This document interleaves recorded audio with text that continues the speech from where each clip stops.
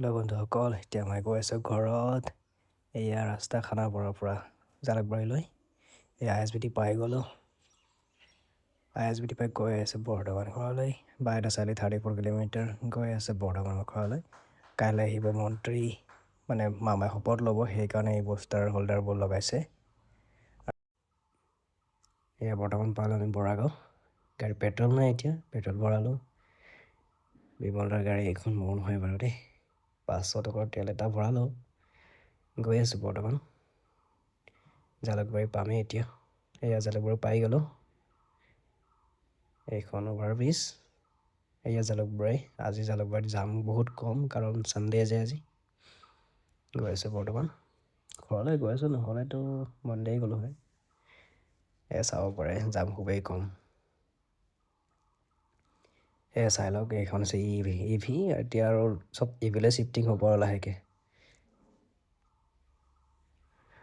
পাই গ'লোঁ আৰু আমি ব্ৰহ্মপুত্ৰ ব্ৰীজখন। এইখন ব্ৰহ্মপুত্ৰ ব্ৰীজ। গৈ আছোঁ বৰ্ধমান। ব্ৰহ্মপুত্ৰ জয়পুৰেৰে। এইখন পাক কি ধুনীয়া চিত্ৰ, চাই লওকচোন, কি ধুনীয়া দৃশ্য ন। এইফালে হ'ব এখন নতুন ষ্টেডিয়াম। IITৰ কাষতে আমিনগাঁৱত হ'ব এইখন নতুন ষ্টেডিয়াম। আৰু এইখন পাৰ্ক, আমিনগাঁৱৰ এইখন পাৰ্কখন যে ফেমাছ হয় বহুত বেছি। আৰু এইটো ধুনীয়া দৃশ্য, চাই লওক কি ধুনীয়া দৃশ্য, ভাল লাগিব চাই। আকৌ ফুল, কৃষ্ণচূড়া ফুল, এইবোৰ উপভোগ কৰি মই ঘৰলৈ গৈ আছোঁ বৰ্তমান। এয়া নতুন নতুন এইখন হ'ব আপোনাৰ অভাৰব্ৰিজ। আকৌ ৰাস্তাত চালে অলপ ধূলি আছে বাৰু, বৰষুণ নিদিয়াৰ কাৰণে। এইবিলাক কোম্পানী নতুন নতুনকৈ হৈ আছে। এনেকৈয়ে গৈ আছোঁ ৰাস্তাৰে আমি দুয়োজন। গৈয়ে থাকিম আৰু, কিনো এই যাত্ৰা আমাৰ ঘৰলৈ বুলি বাইকত। বেছি টাইম নালাগিল হয়, আমি আকৌ আহি পালোঁ এতিয়া চাংচাৰি। এতিয়া মই ইয়াত বিমলদাক বিদায় দিম। বিমলদাক